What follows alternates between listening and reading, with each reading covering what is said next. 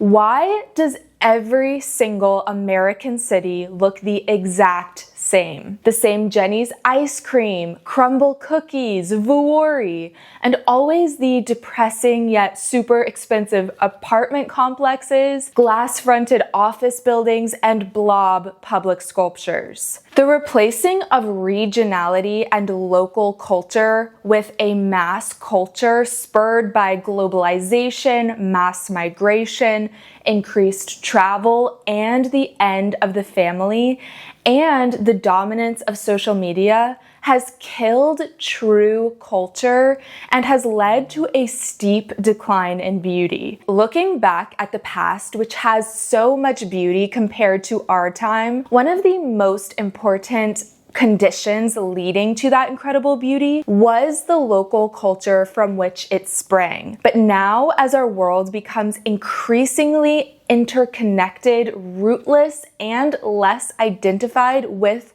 our local area, neighborhood, or region, everything is starting to look homogenized. I just finished this great book called Notes Towards the Definition of Culture by the great T.S. Eliot. For Eliot, there are three important conditions for a culture. One, there has to be an organic structure that fosters the hereditary transmission of culture within a culture. That is families and social classes. Two, that culture should be analyzable geographically in local cultures. And three, there has to be both unity and diversity in religion. Eliot talks about how it's best for a culture if each locality in a city, state, and ultimately a country has its own specific smaller culture and harmonizes and enriches the surrounding areas. He says, quote, "The survival of the satellite culture is of very great value to the stronger culture. It would be no gain whatever for English culture